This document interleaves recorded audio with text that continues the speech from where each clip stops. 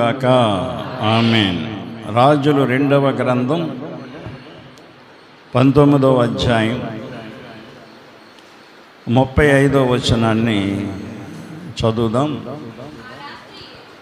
ఆ రాత్రియే యెహోవా దూత బయలుదేరి అశ్షూరు వారి దండుపేటలో జొచ్చి 185,000 మందిని హతము చేసెను. ఉదయమున జనులు లేచి చూడగా వారందరూ మృత కళేబరములయ్యుండిరి. ప్రార్థన చేసుకుందాం. మమ్మను మిక్కిలిగా ప్రేమించిన పరమ తండ్రి, మీకు వందనములు, స్తోత్రములు తండ్రి.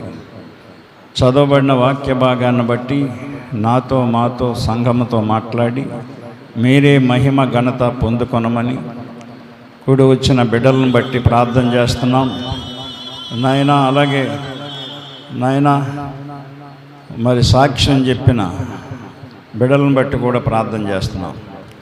మహిమ ఘనత మీరే పొందుకోండి. వాక్య నడిపింపులో మీ ఆత్మ సహాయం నాకు దయచేయండి. వాక్యమై ఉన్న యేసయ్య నామమున ప్రార్థించి అడుగుచున్నాము తండ్రి, ఆమేన్. అందరికీ వందనాలండి. ఒక రాత్రి, ఆ రాత్రియే యెహోవా దూత బయలుదేరి అశ్షూరు వారి దండిపేటలో జొచ్చి 185,000 మందిని హతము చేశాను. ఒక్క రాత్రిలో దేవుని దూత వచ్చి భూలోకానికి వచ్చి శత్రు సైన్యాన్ని 185,000 మందిని ఒక్క రాత్రిలో చంపేసిందంట. ఒక్క దూత, ఒక్క దూత 185,000 మందిని చంపి పారేసిందంతే. ఇక్కడ హిజ్కియా రాజు దేవుని యందు భయభక్తులు కలిగిన వాడు. ఆ రాజు యోధా రాజు, అతను ఇశ్రాయేలీలకి రాజు. ఆ రాజు మీదకి కొంతమంది రాజులు బయలుదేరి వచ్చారు యుద్ధానికి. 4 రాజులు బయలుదేరి యుద్ధానికి వచ్చారు, అశ్షూరు రాజులు. ఇక్కడ మనం 2వ రాజుల గ్రంథం 19వ అధ్యాయం 14 నుండి మనం చదివితే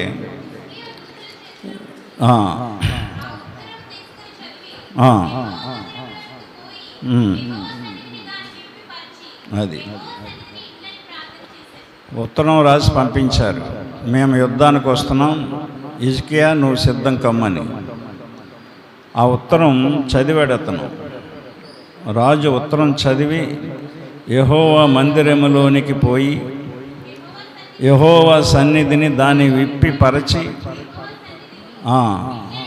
అది ప్రార్థన చేశాడు. ఒక సమస్య మనకు వచ్చినప్పుడు మనము వీలైతే దేవుని మందిరానికి వచ్చి మందిరం తాళాలు తీసుకుని మీరు ఇక్కడ మందిరంలోకి వచ్చి ప్రార్థన చేసుకోవచ్చు, మీకు అడ్డు ఏముండదు. లేదు దూరం కాబట్టి కడిపలంక మీది చైతన్య నగర్ అనుకోండి, అక్కడే మీరు ఒక మీ ఇంట్లో తలుపులు వేసుకొని ప్రార్థన చేయాలి. ప్రార్థన ఎక్కడ చేసినా ఒకటే, మందిరంలోనే చేయాలని లేదు, ఇంట్లోనే చేయాలని లేదు, ఎక్కడైనా చేయొచ్చు. మనం యేసు ప్రభు వారు అరణ్య ప్రాంతాల్లో చేసేవాడు. ఆయన సముద్ర తీర ప్రాంతాల్లో ప్రార్థనలు పెట్టి ఆరాధనలు జరిగించేవాడు. ప్రార్థన ఎక్కడ చేశామనేది కాదు, మన హృదయములో పాపము లేకుండా ప్రార్థన చేయాలి. చెప్పండి చెప్పండి అందరూ, పాపము లేకుండా చేయాలి. అది నువ్వు పాపం నుంచి పాపం లోన హృదయంలో పెట్టుకొని నువ్వు మందిరంలోకి వచ్చి ప్రార్థన చేసిన దేవుడు ఏంటో అర్థమైందా? యోహాను రాసిన సువార్త 9వ అధ్యాయం 31వ వచనం చదువుదాం. దేవుడు పాపుల మనవి ఆలకింపడని ఎరుగుదుము. ఎవరు ప్రార్థన ఏంటి? ఆయన చెప్పాలి అందరూ. ఎవరు ప్రార్థన ఏంటో? పాపుల ప్రార్థన ఏంటో. పాపం అంటే ఏంటి? ఆజ్ఞాతిక్రమమే పాపం. దేవుడు చెప్పింది చేయకపోవడమే పాపం. దేవుని నమ్మిన వారిలో గర్వం ఉండకూడదు, అసూయ ఉండకూడదు, మత్సరం ఉండకూడదు, కోపం ఉండకూడదు, పగ ఉండకూడదు, ద్వేషం ఉండకూడదు, దొంగతనం ఉండకూడదు, త్రాగుడు ఉండకూడదు, వ్యభిచారం ఉండకూడదు, మోసం ఉండకూడదు, అక్రమం ఉండకూడదు, అన్యాయం ఉండకూడదు, అబద్ధం ఉండకూడదు. ఇవన్నీ దేవుడు చెప్పిన మాటలే. ఇవన్నీ దేవుడు చెప్పిన మాటలేనండి. అర్థమైందా? ఇవన్నీ దేవుడు చెప్పిన మాటలే. దేవుడు మనకి ఇచ్చిన ఆజ్ఞలు ఇవన్నీ. ఆజ్ఞాతిక్రమమే పాపం. దేవుడు పాపుల మనవి ఆలకింపడని ఎరుగుదుము, ఎవడైనను దేవభక్తుడై ఉండి. వాక్యం వినాలి మీరు, వాక్యం వినాలి మీరు. ఎవడైనను దేవభక్తుడై ఉండి ఆయన చిత్తము చొప్పున జరిగించిన ఎడల ఆయన వారి మనవి ఆలకించుననున్నదియే. అది హిజ్కియా దేవుని చిత్త ప్రకారంగా జీవించే రాజు. ఆపదొచ్చింది, 4 రాజులు ఏకమై వస్తున్నారు అతని మీదకి. 4 రాజులు ఏకమై వస్తున్నారండి అతని మీదకి. గమనించండి, అశ్షూరు రాజులు వస్తున్నారు యోధారాజు అని హిజ్కియా మీదకి. దేవుని ప్రజలను పరిపాలిస్తున్న రాజు మీదకి వస్తున్నారు. అలా చుట్టూ ముట్టడేసేశారు. ఇజ్రాయేలు దేశాన్ని చుట్టూ ముట్టడేసేస్తారు 4 దేశాల రాజులు వచ్చి. అర్థమైందా? ముట్టడేసేశారు. ముట్టడేసేసి ఉత్తరం రాసి పంపించారు హిజ్కియా రాజుకి. లెటర్ పంపించారు. అర్థమైందా? లెటర్ రాసి పంపించారు. హిజ్కియా ఆ లెటర్ ఉత్తరం తీసుకున్నాడు. హిజ్కియా దూతల చేతిలో నుండి ఆ ఉత్తరము తీసుకొని చదివి యెహోవా మందిరములోనికి పోయి యెహోవా సన్నిధిని దాని విప్పి పరచి యెహోవా సన్నిధిని ఇట్లని ప్రార్థన చేసెను. ప్రార్థన చేస్తున్నాడు. యెహోవా కెరూబుల మధ్యను నివసించుచున్న ఇశ్రాయేలీయుల దేవా, భూమి ఆకాశములను కలుగజేసిన అద్వితీయ దేవా. భూమిని ఆకాశాన్ని కలుగజేసిన దేవుడండి మనం నమ్మే దేవుడు.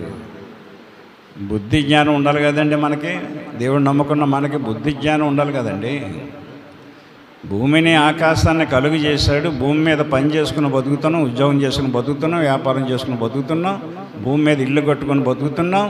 ఈ భూమి ఎవడబ్బ సొత్తు? ఎవడ బాబు సొత్తు అండి ఇది? భూమి ఆకాశములను సృజించిన కలుగజేసిన అద్వితీయ దేవా. అద్వితీయ దేవ అంటే అర్థం ఏంటి? ఒకే ఒక్కడు అని అర్థం. ఒకే ఒక్కడు. అర్థమైందా? అద్వితీయ దేవుడు, ఒకే ఒక్కడంతే. ఒక్కడే దేవుడు. దేవుళ్ళు ఉండరండి. ఇంకా తెలియని అన్ని జనులు అంటూ ఉంటారు అందరూ దేవుళ్ళని. మనం అనకూడదు. మనం అనకూడదు అలాగా. మన దేవుని శక్తిని నిరూపించాలి మనం. గమనించండి, నీవు లోకమందున్న సకల రాజ్యములను దేవుడివై ఉన్నావు. అది సకల రాజ్యములకు దేవుడైన, అది మాట గుర్తుపెట్టుకోండి. సకల రాజ్యాలకి, ఆ కాలంలో రాజ్యాలు ఉన్నాయి కాబట్టి రాజ్యాలు అన్నాడు. కానీ సకల దేశాలకి అనొచ్చు మనం. అన్ని దేశాలకి కూడా దేవుడే అయినా. అన్ని దేశాలకి, ఈ భారతదేశానికి కూడా దేవుడైనా. కానీ ఈ హిందువులు నమ్మరు, అంతే. సకల దేశములంటే భారతదేశం కూడా అందులో ఉంది. సకల రాజ్యములకు దేవుడివై ఉన్నావు. యెహోవా చెవియొగ్గి ఆలకింపుము, యెహోవా కన్నులు తెరచి దృష్టించుము. జీవము గల దేవుడివైన నిన్ను దూషించుటకై సన్హరీబు పంపిన మాటలు చెవిని పెట్టుము. ఆ సన్హరీబు అనే రాజు ఏమన్నాడంటే, మేము వరుస పెట్టి జయించుకుంటూ వస్తున్నాం దేశాలని. ఆ దేశాల్లో ఉన్న దేవుళ్ళు ఎవరు కూడా మా చేతి నుండి కాపాడలేకపోయారు వాళ్ళని. హిజ్కియా, నీ దేవుడు కూడా నిన్ను కాపాడు. నువ్వు వచ్చి శరణం వేడుకో మమ్మల్ని. నీ దేవుడు కూడా నిన్ను కాపాడడు. అది హిజ్కియా దేవుణ్ణి తక్కువగా చేసి మాట్లాడాడు సన్హెరీబ్ అనే రాజు. అదే చెప్తున్నాడు ఇక్కడ దేవుడికి, జీవము గల దేవుడవైన నిన్ను దూషించుటకై సన్హెరీబు రాజు పంపిన వాని మాటలను చెవిని పెట్టుము. నిన్ను చేతకానుడి కింద మాట్లాడాడు ప్రభువా, నువ్వు జీవము లేని దేవుడి కింద మాట్లాడాడు, నువ్వు చెయ్యలేని సేవ లేని దేవుడి కింద మాట్లాడాడు. ఒకసారి నా మాటలు ఆలకించు, నేను చేసే ప్రార్థన ఆలకించు. యెహోవా అశ్షూరు రాజులు ఆ జనములను వారి దేశములను పాడు చేసి వారి దేవతలను అగ్నిలో వేసింది నిజమే. ఆ రాజులు, ఆ దేశ రాజులు నమ్మిన దేవుళ్ళు కాదు, దేవతలు శక్తివంతమైనవి కాదు గనుక వాళ్ళు జయించగలిగారు, నిజమే. గమనించండి, ఆ రాజ్యముల దేవతలు నిజమైన దేవుళ్ళు కాక మనుషుల చేత చేయబడిన కర్రలు రాళ్లే గనుక. బా, ఎంత చక్కటి పదాలు ఉపయోగిస్తున్నాడు చూడండి హిజ్కియా. జ్ఞానంగా ప్రార్థన చేయాలండి. ప్రార్థన చేసినప్పుడు మనం జ్ఞానము కలిగి ప్రార్థన చేయాలి. దేవుని యొక్క శక్తిని తెలియజేస్తూ ఆయన గణపరుస్తూ ప్రార్థన చేయాలి. మనం దేవుడికి ఎంత ఘనత వచ్చేస్తుంది ఇక్కడ, ఎంత ఆయనకి గూస్ బంప్స్ వచ్చేస్తాయి అన్నట దేవుడికి. అర్థమైందా? దేవుని శక్తిని చెప్తున్నాడు ఇక్కడ. గమనించండి, ఆ దేవుళ్ళు నిజమైన దేవుళ్ళు కాదు, మనుషుల చేత చేయబడిన దేవుళ్ళు, కర్రలు రాళ్లే. అదే కదా, ఇప్పుడు రాయికి దండం పెడుతున్నారంటే ఎంత జ్ఞానం లేని పని అది. చదువుకున్న వాళ్ళు అదే, చదువు లేని వాళ్ళు అదే కదా. ఒక చెట్టుకి దండం పెడుతున్నారు, పుట్టకి దండం పెడుతున్నారు, సూర్యుడి దేవుడు అంటారు, చంద్రుడి దేవుడు అంటారు. కనిపించిందల్లా దేవుళ్ళే, ప్రతి దానిలో దేవుడు ఉంటారంటారు. మళ్ళీ అది కాదు, కరెక్ట్ కాదు కదా అది. నేను మనిషికి ఎందుకు పుట్టించాడు దేవుడు? జ్ఞానం ఎందుకు ఇచ్చాడు నీకు? ఆత్మ ఎందుకు ఇచ్చాడు నీలో? ఆత్మ ఎందుకు ఉంచాడు? ఆత్మ చేత ఆలోచిస్తావని, వివేకంగా ఆలోచిస్తావని ఇచ్చాడు ఆత్మ. కర్రలో ఆత్మ ఉండదు కదా, రాయిలో ఆత్మ ఉండదు కదా, చెట్ల ఆత్మ, పుట్ల ఆత్మ ఉండదు కదా. కుక్క దేవుడే, పంది దేవుడే, అశుద్ధం తినే పంది దేవుడే వాళ్ళకి కదా. కూర్మావతారం అంట, దేవుడు పంది అవతారం ఎత్తుకుని పని వచ్చిందండి. అంత జ్ఞానం లేని అంటే అలాగంటే విమర్శిస్తారంటారు. మనము తెలుసుకోవాలి అన్యాచారాలు ఎందుకు పాటిస్తున్నాం. మనం అన్యాచారాలు ఎందుకు పాటిస్తున్నాం, అది కదా. వాళ్ళ జ్ఞానం లేదు కాబట్టి పాటిస్తారు వాళ్ళు. దైవుడు మనకి జ్ఞానం తెలుసుకోవడానికి బైబిల్ ఇచ్చాడు కదా. బైబిల్ మనకి వివరించి చెప్తున్నాడు కదా దైవజనుల ద్వారా. గమనించండి, మనుషుల చేత చేయబడిన కర్రలు రాళ్లే గనుక వారిని నిర్మూలము చేశారు. అది నువ్వు అలాంటి దేవుడు కాదు కదా అంటున్నాడు ఈయన. యెహోవా మా దేవా, లోకమందున్న సమస్త జనులు నీవే, నిజముగా అద్వితీయ దేవుడివైన యెహోవావని వారు తెలుసుకున్నట్లుగా అతని చేతిలో నుండి మమ్మను రక్షించుము. బలము లేదు. హిజ్కియాకి బలం లేదు వాళ్ళని ఎదిరించడానికి. అర్థమైందా? బలం లేనప్పుడు ఏం చేయాలి మనం? శక్తి లేనప్పుడు ఏం చేయాలి కదా. మనం అనుకున్నది జరగనప్పుడు ఏం చేయాలి? ఎవరో లేరని బాధపడక్కర్లేదు. నువ్వు దేవుడు ఉన్నాడు నీకు తోడుగా. నువ్వు దేవుడి చెప్పినట్లుగా ఉంటే నీ పక్షంగా వచ్చి నిలబడతాడు. 10,000 మంది దండు వచ్చినా నిన్నేం చేయలేదు. అర్థమైందా? దావీదు ఫిలిష్తీయుల మీదకి వెళ్ళాడు, 10,000 మంది మీదకి వెళ్ళాడు ఆయన. అర్థమైందా? 10,000 మంది మీదకి వెళ్ళి ఆ గొలియతు ఒక్కడిని దేవుని సహాయంతో కొట్టుబడేశాడు అంతే. దేవుని దూత అతనికి తోడుగా ఉందండి. అందుకనే దావీదు 34 కీర్తనలో 7వ వచనంలో మాట చెప్తాడు ఆయన.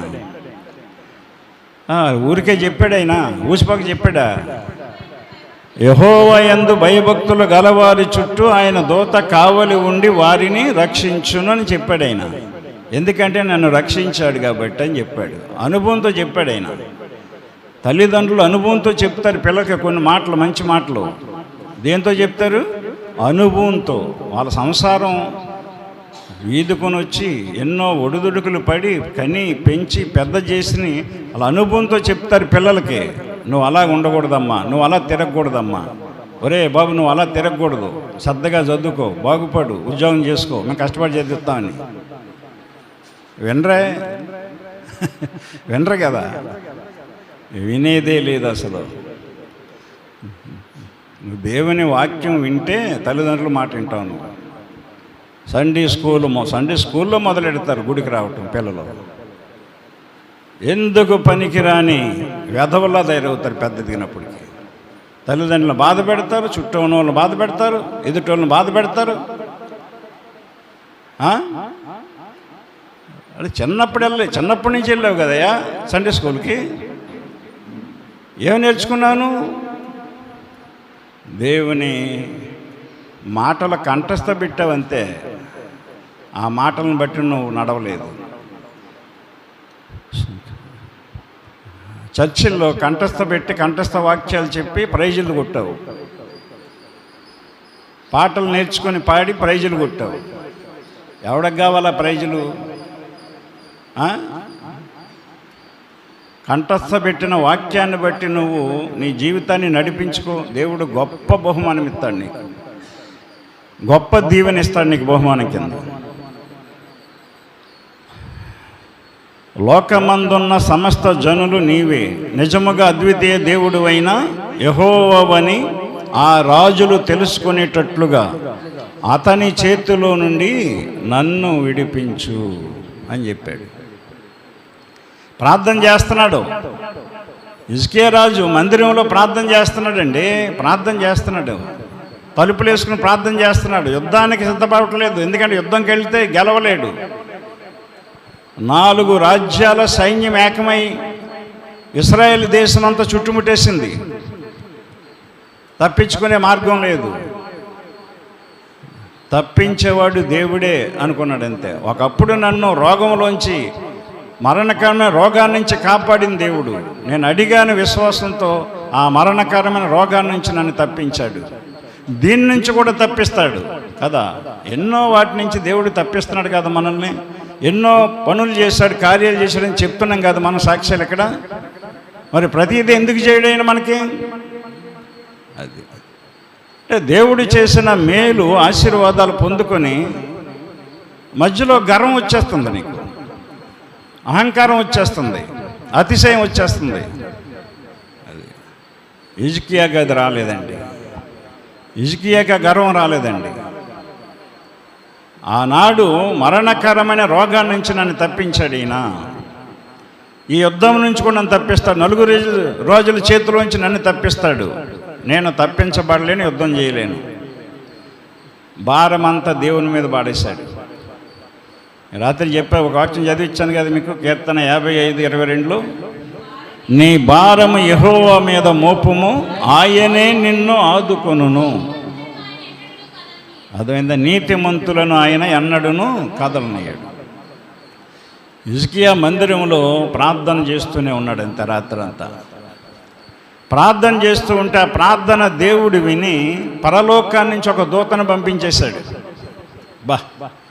వెంటనే ప్రార్థన చేశాడండి దేవుడు. వెంటనే మనం చదివిన మాట అదే 35వ వచనం. ఆ రాత్రియే హిజ్కియా ఏ రాత్రి అయితే ప్రార్థన చేస్తున్నాడు దేవుని మందిరంలో, ఆ రాత్రియే యెహోవా దూత బయలుదేరి, పరలోకంలో బయలుదేరి భూలోకానికి వచ్చి అశ్షూరు వారు దండుపేటలోనికి చొచ్చి 185,000 మందిని హతము చేసెను. దేవునికి మహిమ కలుగునుగాక. ప్రార్థన చేస్తున్నాడు ఇంకా అతను. అక్కడ ప్రార్థన జరుగుతుంది, ఇక్కడ పని జరుగుతుంది. మరి మనం ఎన్నో దినాల నుంచి ప్రార్థన చేస్తున్నాం కదండి. క్రైస్తవులు ఎన్నో దినాల నుంచి ప్రార్థన చేస్తూ ఉంటారు కదా. నా భర్తను మార్చు తండ్రి, నా కొడుకును మార్చు, నా కూతురును మార్చు, నా భార్యను మార్చు, నా అన్నదమ్ములను మార్చు, మా తల్లిని మార్చు, మా తండ్రిని మార్చు ప్రార్థన చేస్తూ ఉంటాం కదా. మారారా? వాళ్ళు మారలేదు కదా, నువ్వు వాళ్ళలాగా మారిపోయావు. అమెరికాలో ఓ డ్యామ్ దగ్గర వాచ్మెన్లు ఉన్నారట. ఒక కోటేశ్వరుడు మనశ్శాంతి లేక చనిపోదాం డ్యామ్ ఎక్కని చెప్పేసి డ్యామ్ ఎక్కుతున్నాడంట. అమెరికాలో జరిగింది. డ్యామ్ ఎక్కుతుంటే బాబు బాబు బాబు ఎక్కడికి డ్యామ్ ఎక్కుతున్నావు, అంత ఎత్తు డ్యామ్ ఎక్కుతున్నావు దేనికి, చనిపోతా కన్నాడంట. అరే చనకో, జీవితం చాలా విలువైంది, చనిపోకు ఆగు ఆగు అంటున్నాడంట. నేను కిందకి దిగిరా అంటున్నాడంట. నేను కిందకి దిగిరాను, పైకి ఎక్కేసాను. నువ్వు ఏదైనా చెప్పి మార్చాలనుకుంటే నువ్వే నా దగ్గరకు వచ్చి నాకు చెప్పి మార్చన్నాడంట. ఆ కోటేశ్వరుడు కోట్లు సంపాదించాడు, మనశ్శాంతి లేదు. అదెంత పని చెప్పేసి వాచ్మెన్ అక్కడి నుంచి బయలుదేరి డ్యామ్ పైకి వెళ్ళాడంట. కోటేశ్వరుడు దగ్గరికి వెళ్ళి కొంతసేపు సంభాషణ జరిగింది. కోటేశ్వరుడు తన బాధలన్నీ చెప్పాడు. ఆ బాధలన్నీ చెప్పాడు. ఇతనేదో చెప్పాడు, కోటేశ్వరుడు చెప్పాడు. కానీ ఇతను చెప్పిన మాటలు ఏమి కూడా కోటేశ్వరుడిని మార్చలేదు. కోటేశ్వరుడు చెప్పిన బాధలన్నీ విని ఈడికి బాధ కలిగి ఇద్దరు కలిపి పైనుంచి దూకేశారంట. అర్థమైందా? ఈనాడు ఒకడిని మారుస్తానని వెళ్తున్నావు, నువ్వే మారిపోతున్నావు. వాడిలాగా తాగుబోతుని మార్చాలని వెళ్తున్నావు, నువ్వు తాగుబోతు అయిపోతున్నావు. తిట్టిపోతుని మార్చాలని వెళ్తున్నావు, నువ్వు తిట్టిపోతు అయిపోతున్నావు. ఎందుకో తెలుసా?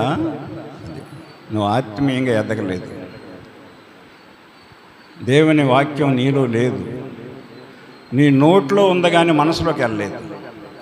నోట్లో ఉన్న మాటలు చెప్తున్నావు నలుగురికి, బుర్రలో ఉన్న మాటలు చెప్తున్నావు, మనసులో లేవు. అయ్యి నీ మనసు లోకాన్ని పట్టుకుని ఏడుస్తుంది, లోకంలో ఉన్న పాపాన్ని పట్టుకుని తిరుగుతుంది. చాలామంది ప్రసంగికులు కూడా, పాస్టర్లు కూడా వాక్యాలు అలాగే చెప్తారండి. మార్పు లేని పాస్టర్లు ఎంతమందిని చూశాను నేను. ప్రసంగాల అద్భుతంగా చెప్తారు, అదిరిపోయేటట్టు చెప్తారు. అర్థమైందా? ఎవడికి కావాలి? దేవునికి కావలసింది నీ మనసు. హృదయపూర్వకంగా నువ్వు ప్రార్థన చెయ్యి. నువ్వు ప్రార్థన అయ్యేసరికి పని అయిపోద్ది. అర్థమైందా? మొన్న ఈ మధ్యలోనే కుమార్ గారు చెప్పారు. సంబంధానికి వెళ్ళి సంబంధం గురించి మాట్లాడినప్పుడే అప్పుడే చెప్పారు మాకుని. సాక్ష్యం చెప్పకముందు నాతో చెప్పాడు ఆయన. అర్థమైందా? ఆ రోజునే మమ్మల్ని గద్దించే మాట్లాడారండి. మీరు చూసినట్టు మాట్లాడారండి. మేము ఎప్పుడు కూడా మేము అలా తినలేదు, చేయలేదు. ఆ రోజునే తిన్నాం ఆకలి తట్టుకోలేక. ఆ రోజునే మీరు వాక్యం ద్వారా గద్దించారు మమ్మల్ని. ఇదిగో నెల కూడా అవ్వలేదు, బ్లెస్సీకి సంబంధం వచ్చిందని చెప్పాడు. దేవుడు కార్యాలు చేస్తాను, ఏదో చెప్తున్నాయి వాక్యం, అదే చెప్తాను మీకు నేను అందరికీ. మీరు వాక్యాన్ని ఫాలో అవుతే దేవుడు మిమ్మల్ని ఫాలో అవుతాడు. మీకు ఏం కావాలో ఆయన ఇస్తాడు, సమకూరుస్తాడని చెప్తాను. అర్థమైందా? కనుక ఆ రాత్రియే చూడండి, యెహోవా దూత బయలుదేరి అశ్షూరు వారు దండుపేటలోనికి చొచ్చి 185,000 మంది శత్రు సైన్యాన్ని చంపేసింది, సైనికులందరిని చంపేసింది. అంతే, ఒక్క దూత అండి, ఒక్క దూత 185,000 మందిని చంపిందండి. గమనించండి. 1991లో అమెరికాకి ఇరాక్ యుద్ధం జరిగింది. జార్జ్ బుష్, మీరు వినే ఉంటారు మీరు. జార్జ్ బుష్ మహా దుర్మార్గుడాడు, మూర్ఖుడు. అర్థమైందా? ఇరాన్ను ఆక్రమించుకున్నాడు.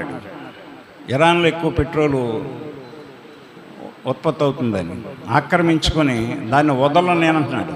అప్పుడు ఇరాన్ వెళ్ళి అమెరికాకి మొరపెట్టుకుంది. అమెరికా ప్రెసిడెంట్ దేశం కదా, దేశాలన్నిటికీ అగ్ర దేశం అది. ఎవరికి ఏ బాధ వచ్చినా అమెరికాకి చెప్పుకుంటారు. అమెరికా ఎంటర్ అవుద్ది అన్నమాట యుద్ధంలోకి. అమెరికా కూడా జార్జ్ బుష్కి చెప్పింది, వాడు వినలేదు. యుద్ధం చేసినప్పుడు 1991లో అమెరికా నుంచి యుద్ధ విమానాలు 1800 యుద్ధ విమానాలు వేలకు వేల సైన్యాన్ని పంపించి పగలు రాత్రి 8 నెలల యుద్ధం జరిగినప్పుడు మీకు ఎవరికైనా గుర్తుందో లేదో మరి, చాలా లాంగ్ టర్మ్ అది. అర్థమైందా? 8 నెలల యుద్ధం చేశారు. 1800 యుద్ధ విమానాలు ఉపయోగించారు. $1 మిలియన్ డబ్బు ఖర్చు పెట్టారు. వేల సైన్యం చనిపోయారు. అర్థమైందా?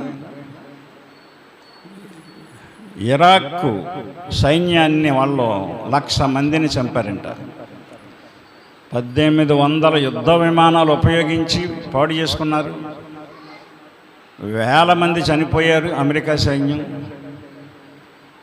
మిలియన్ డబ్బు ఖర్చు పెట్టారు. అప్పుడే అమెరికా పేద స్థితికి వచ్చేసింది ఆ టైంలోనే, ఒక్కడిని చంపడానికి.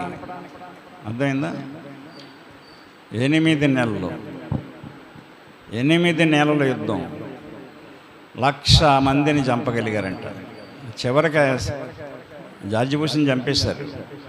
అర్థమైందా? జార్జ్ బుష్ అంటే అదే సద్దాం హుస్సేన్ని, అమెరికా అధ్యక్షుడు జార్జ్ బుష్ అనమాట.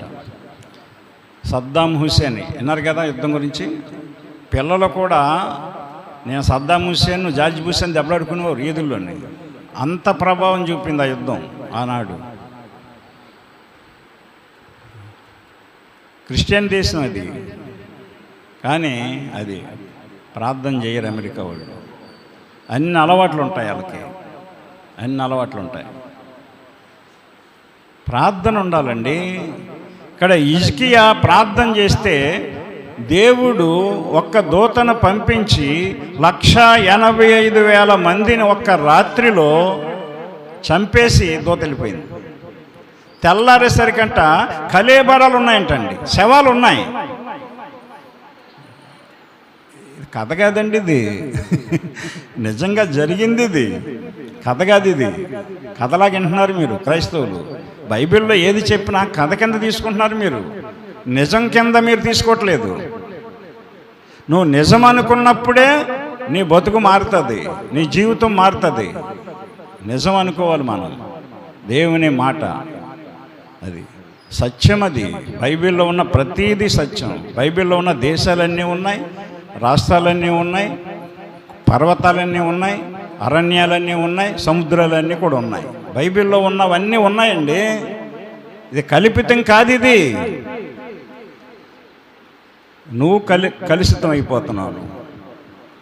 వాక్యం విని మారట్లేదు. ఈ రోజున క్రైస్తవుడు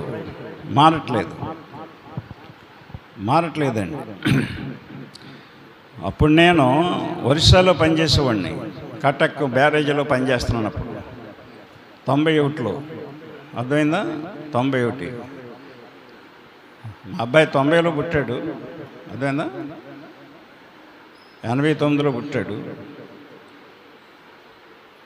90లో అక్కడికి వెళ్ళాను నేను. 95 వరకు అక్కడ చేశాం. అక్కడ నేను ఇండియా టుడే చదివేవాడిని. అందులో ఇలాంటి ఇంపార్టెంట్ అన్నీ పడతాయి, బీబీసీ న్యూస్లు అన్నీ పడతాయి ఎక్కువగా. అర్థమైందా? గమనించండి. 1992లో అమెరికన్స్ అంట దూత ఎలా ఉంటుందో తెలుసుకోవాలని పరలోకానికి హబుల్ టెలిస్కోప్ను పంపించారంట. అప్పట్లో NBC 35-32 నెంబర్ గల గ్రహాన్ని పంపించారు. అది పరలోకానికి వెళ్ళేది దగ్గరికి వెళ్ళి అది ఆ టెలిస్కోప్ తీసిందట. 3,000 మిలియన్ కోట్ల మైళ్ళ దూరం అంటది. వెళ్ళి అక్కడ దేవదూతల ఫోటోలు తీసి టెలిస్కోపులో అమెరికాకి పంపించిందంట. ఆ ఫోటో, అది దేవదూతల ఫోటో. అప్పుడు ఆ ఇండియాలో ఆ ఫోటో కూడా చూశాను నేను. దేవదూత బొమ్మేసి దాన్ని కాళ్ళు, చేతులు, తల, కలర్స్ కూడా రాశారు. అప్పట్లో పేపర్లో కూడా వేశారు అప్పట్లోది. అర్థమైందా? 92. ఇప్పుడు ఎక్కడికి కాకపోతుంది మీకు. ఆ ఫోటో వాళ్ళ మెజర్మెంట్లు కొలిసారట టెలిస్కోప్తో, ఫోటో సైజుని బట్టి ఎంత ఉంటుందని. ఎత్తు 80 అడుగులంట దూత. ఎంత? 80 అడుగులంట ఎత్తు దూత, దేవుని దూత. ఎందుకంటే దేవుడే ఆకాశం అంత దేవుడు. ఆకాశము నీ సింహాసనము, భూమిని పాదపీఠము అన్నాడు ఆయన. మరి దేవుడు మందిరాలు ఎలా పడతాడు అంటాడు ఆయన. ఇలా మందిరాల్లో పట్టడు ఆయన. ఆకాశం మీద సింహాసనంలాగా ఆకాశం మీద కూర్చుంటే ఆయన పాదము భూమి మీద పెడితే భూమి సరిపోతే ఈ మందిరాలు ఎక్కడ పడతాయి? వాక్యం కూడా ఉంది కదా, ఆకాశము నా సింహాసనము, భూమి నా పాదపీఠము. మీరు నా కొరకు ఎలాంటి మందిరమును కట్టుదురు? నా విశ్రాంతి స్థలం ఏది? అపోస్తుల కార్యాలు 7:50 అనుకుంటున్నది, అంతేనా? 7:50 చూసుకోండి మీ బైబిల్లో. నేను ఎలా పడతాను మందిరంలో అంటున్నాడు ఆయన. అంటూ హస్తకృతాలయములలో సర్వోన్నతుడు హస్తకృతాలయములలో నివసింపడు. హస్త అంటే చెయ్యి, కృత అంటే నిర్మితమైన, చేతులతో నిర్మితమైన మందిరాల్లో నివసింపడని చెప్పాడు స్పష్టంగా. ఇలాంటి మందిరాల్లో దేవుడు ఉండడు. ఈ మందిరం దేనికండి? మనం ఎలా కూడుకొని వాక్యం వినడానికైనా ప్రార్థన చేసుకోవటానికైనా. ఈ మందిరం దేనికి? అది కొంతమంది ఈ మందిరాలకి దండం పెట్టుకుంటూ వెళ్తారు రోడ్డు అంట. ఈ మందిరంలో అంత అందంగా ఉంది, ఈ మందిరం, దేవుడు ఉన్నాడండి ఈ మందిరంలో అంటారు. ఉండడు. అర్థమైందా? ఉండడు ఆయన. దూత ఎత్తు 80 అడుగులట, దూత రెక్క పొడవు 50 అడుగులటండి. దూత తల రంగు గోల్డ్ కలర్ అండి, బంగారం అంట. బైబిల్లో కూడా ఉందన్నమాట. అప్పుడు అమెరికా వాళ్ళు అలా ఆ దూత గురించి చెప్పారు కొలతలు. అర్థమైందా? ఒక్కో దూతకే 6 రెక్కలు ఉంటాయంట, 2 కాదు. ఎన్ని? 6 రెక్కలు. బైబిల్ చెప్తుంది కదా, యెషయా గ్రంథం 6:1-3 చదివితే బైబిల్ చెప్తుంది కదా 6 రెక్కలు ఉన్నాయని. ఆయనకు పైగా కెరూబులు నిలిచి ఉండిరి, ఒక్కొక్కరికి 6 రెక్కలుండెను. ప్రతివాడు 2 రెక్కలతో తన ముఖమును, 2తో తన కాళ్ళను కప్పుకొని 2తో ఎగురుచుండెను. అది 6 రెక్కలట. అది ఒక్క దూత రాత్రిలోని ఇంతమందిని చంపడానికి కారణం ఏంటంటే ఆ దూత మన సైజు కాదండి. దూత మన సైజు కాదు, అర్థమైందా? దాని సైజే వేరు. 80 అడుగులు దూత వస్తే అలా ఆగుతారు, ఆ గుండాకి చచ్చిపోయి ఉంటారు కొంతమంది ఆ సైన్యం. 50 అడుగులు రెక్క ఈ పక్కకి, 50 అడుగులు రెక్క ఈ పక్కకి, 2 రెక్కలు చాపుకొని అలా కొట్టుకుంటూ పోయిందంతే. రెక్క దగ్గర ఉండాలి, చనిపోయాడు. కత్తి అక్కర్లేదు దింకాలకి, దూతకి. అర్థమైందా? వాస్తవం అండి ఇది. అప్పట్లో ఇవన్నీ ఇలాంటివన్నీ చదివి ఓ బుక్లో నోట్ చేసుకునేవాడిని, ఇంపార్టెంట్. అది మరి లేకపోతే 1,85,000 మంది ఒక్క రాత్రిలో చనిపోవటం ఏంటండి? ఒక బలవంతుడైన బాగా బలము కలిగిన వ్యక్తి చేతికి కత్తిచ్చి నరకమంటే ఎంతమంది నరుగుతాడు? ఎంతమంది నరకగలడు? దేవుని కార్యాలు అలా ఉంటాయి. అర్థమైందా? దేవుని దేవదూత.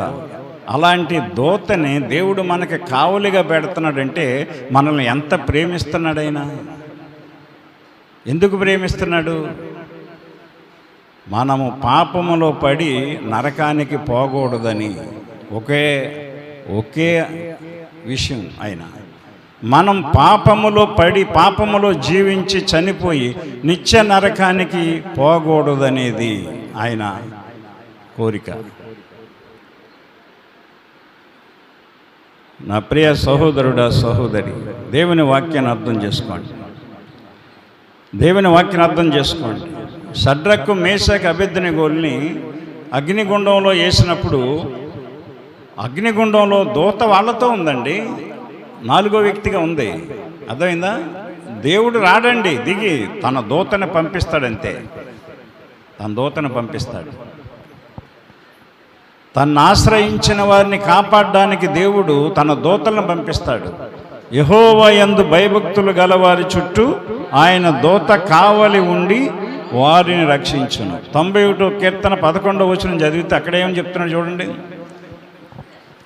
నీ మార్గములన్నిటిలో నిన్ను కాపాడుటకు ఆయన నిన్ను గూర్చి తన దూతలకు ఆజ్ఞాపించును. ఇందాక సీమోన్ గారు చెప్పారు ఒక సాక్ష్యం. ఆ లారీ నా టైర్ ఎక్కేయాలి నా మీద, నా పని అయిపోవాలని. దేవుడు తప్పించాడు ఆయన. దేవునికి అవసరం నువ్వు, దేవుడు తప్పించాడండి. ఎవరు ఏదో అన్నారని దేవుని పనులు మానేయకు, దేవుని సన్నిధి మానేయకు, దేవుని ప్రార్థన మానేయకు, దేవునికి దూరం అవ్వకు నువ్వు. అన్న వాళ్ళు నిన్ను కాపాడరు. అర్థమైందా? మనుషుల వల్ల ఏమవ్వదండి.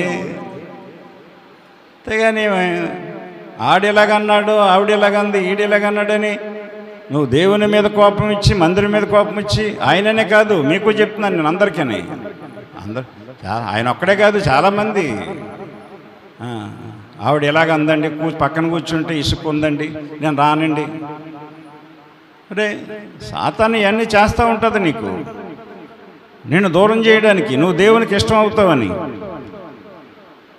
దేవుని వలనే మనకి సహాయం కలుగుతుందండి. నీ మార్గములన్నిటిలో నిన్ను కాపాడుటకు ఆయన నిన్ను గూర్చి తన దూతలకు ఆజ్ఞాపించును. హిజ్కియా మందిరంలో ప్రార్థన చేస్తుంటే దూతను పంపించి ఫినిష్, అతని మన్యం తెల్లవారుజామున మందిరం తెలుసుకుని బయటకు వచ్చేటప్పటికి ఇంకా శత్రువులు ఉండకూడదు. అది శత్రుశేషం ఉండకూడదు.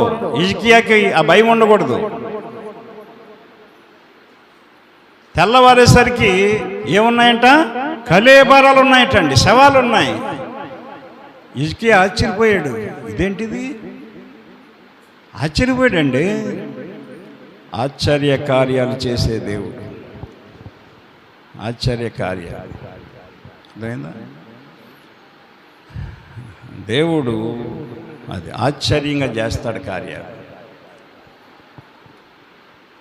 బ్లెస్సీ వివాహం కూడా ఆశ్చర్యంగా అయిపోయింది. ఏంటి అయిపోయింది అన్నట్టు ఉంది. మాట్లాడటం ఏంటి, అయిపోవటం ఏంటి? చక్కటి భర్తనిచ్చాడు దేవుడు, మంచి ఎంప్లాయ్, రైల్వే. భక్తి అండి, విశ్వాసం అండి. యవనస్తులు ఎంతమంది అలా ఉంటున్నారు? ఉండాలి, అలాగా ఉన్నప్పుడే దేవుడు చేస్తాడు.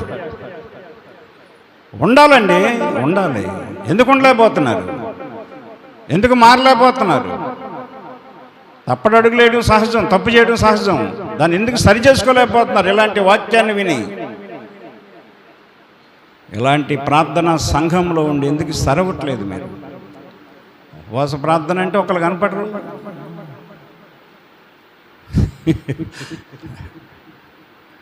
ఊరికినే ఏది రాదండి. అర్థమైందా? వాని వాని క్రియల చొప్పున ప్రతిఫలం ఇచ్చే దేవుడు. హిజ్కియా వీళ్ళందరూ వచ్చేసరికి బెంగెట్టుకుని ఆలోచించుకుంటూ కూర్చుంటే పని అవ్వదు. అతను అలా చేయలేదు. నా దేవుడు ఉన్నాడు నాకు, నా దేవుని మందిరంలోనికి వెళ్ళి నేను నా దేవునికి చెప్పుకుంటాను.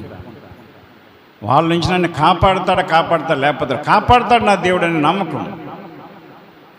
గమనించండి, దేవుని వాక్యాన్ని అర్థం చేసుకోండి. నా ప్రియమైన సహోదరుడా, సహోదరి, దానియేలుని సింహపు బోనులో కాపాడింది దేవుని దూత. షడ్రకు మేషకు అబేద్నెగోను అగ్నిగుండంలోంచి కాపాడింది దేవుని దూత. దూతలే వస్తాయి మన దగ్గరికి, దూతలనే పంపిస్తాడు ఆయన. అలాంటి దూతల్ని మన చుట్టూ, మన ఇంటి చుట్టూ కాపలా పెట్టి కంటికి రెప్పలా కాచి కాపాడుతుంటే మన ఇష్టానుసారంగా తిరుగుతున్నాము, మన ఇష్టానుసారంగా ప్రవర్తిస్తున్నాము. దేవుడు అంటే లెక్కలేదు, దేవుని మాట అంటే లెక్కలేదు, దైవజనులంటే ప్రేమ లేదు. దేవుడు ఎప్పుడు అలా ఉండడండి, గుర్తుపెట్టుకోండి. ఆయనకు ఒక్కోసారి కోపం వస్తుంది, గుర్తుపెట్టుకోండి. అస్తమానం చెప్పడు ఆయన. ఆదికాండం 6:3 అంటాడు. అర్థమైందా? నా ఆత్మ నరులతో ఎల్లప్పుడూ వాదించదు అన్నాడు ఆయన. గుర్తుపెట్టుకోండి. వారు తమ అక్రమ విషయంలో నరమత్తులవుతున్నారని చెప్పాడు. గురించి గమనించండి. వారు అక్రమ విషయంలో నరమత్తులవుతున్నారు, ఇష్టానుసారంగా ప్రవర్తిస్తున్నారు. నా ఆత్మ ఎల్లప్పుడూ వాదించదు వాళ్ళతో. అస్తమానం ఇలా చెప్తా కూర్చోడు మాదం సేవకుల ద్వారానే. గుర్తుపెట్టుకోండి.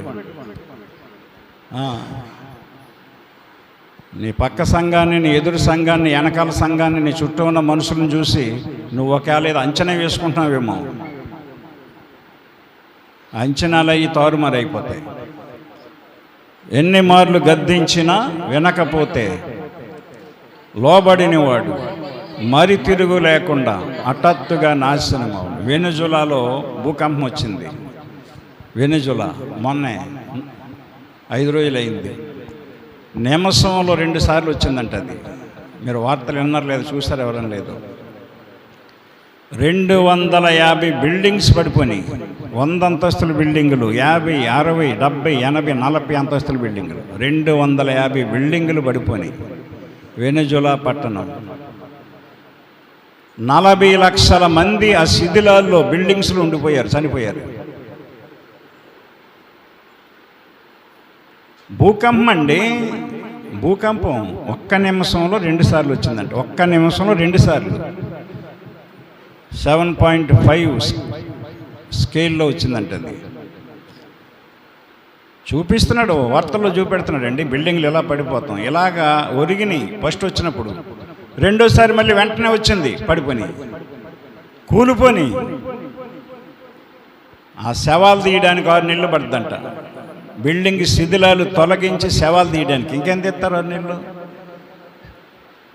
ఏమైపోయారు చూడండి వాళ్ళందరూ. సంపన్నులు, సంపాదన సంపాదించి నాకేంటి కొదువ, నాకేంటి లోటు అనుకున్న వాళ్ళందరూ బిల్డింగ్ నీకు సురక్షితం అనుకుంటున్నారా? దేవుడు కాపాడాలి నిన్ను. నీ మార్గములన్నిటిలో నిన్ను కాపాడుటకు ఆయన తన దూతకు ఆజ్ఞాపిస్తాడట. కొండల తట్టు కన్నులెత్తుచున్నాను, నాకు సహాయం ఎక్కడి నుండి వచ్చును? యెహోవా వలననే సహాయము కలుగునని చెప్తున్నాడు. గమనించండి. ఎందుకంటే సాతాను గర్జించు సింహంలా తిరుగుతున్నాడు. ఎవరిని మింగేద్దామా, ఎవరిని చంపేద్దామని. అది ఎవరైతే దేవునికి దూరంగా ఉంటారో, దేవునికి విరోధంగా ఉంటారో, ప్రార్థనకు దూరంగా ఉంటారో అలాంటి వాళ్ళు దొరికేస్తాడు అడికి. అన్యుల దగ్గరికి వెళ్దది. ఎందుకంటే అలా ఆడి బ్యాచే, సాతానుగాడి బ్యాచే అన్యులు. క్రైస్తవులు సంఘాల దగ్గరికి తిరుగుతుంది. అది క్రైస్తవుల దగ్గరికే. పేతురు రాసిన 1 పత్రిక 5:8 చదివితే, నిబ్బరమైన బుద్ధి గలవారే మెలకుగా ఉండుడి, మీ విరోధి అయిన అపవాది గర్జించు సింహము వలె ఎవరిని మృంగుదునా అని వేదుకుచూ తిరుగులాడుచున్నాడు. కనుక ఆ విరోధి అయిన అపవాది నుంచి, సాతాను నుంచి, మరణము నుండి మనం తప్పించబడాలంటే మరణమును జయించిన దేవుడు మృత్యుంజయుడు మన యేసు ప్రభు. జీవము గల దేవుడు. ఆయన్ని నమ్ముకోండి. ఆయన ఆజ్ఞానుసారంగా నడిచి పాపము లేకుండా బ్రతకండి. ప్రార్థన చేయండి. మీకు ఏది కావాలో అడగండి, దేవుడు ఇస్తాడు. దేవుడి మాటలు దీవించునుగాక. ఆమేన్. ప్రార్థన చేసుకుందాం. ప్రేమ కలిగిన తండ్రి, పరిశుద్ధుడా యేసయ్య, మీకు వందనములు, స్తోత్రములు తండ్రి. ఎత్తబడిన వాక్యము వినిన వారి హృదయాల్లో ఫలించి 100 ఫలించినట్లు సహాయం దయచేయండి.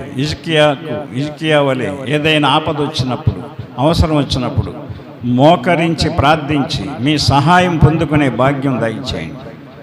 మా సంఘము చుట్టూ మీ దూతలను కావలిగా ఉంచండి. వాక్యము, ఎత్తబడిన వాక్యము 100 ఫలింపచేయండి. యేసయ్య నామమున ప్రార్థించి అడుగుచున్నాము తండ్రి. ఆమేన్.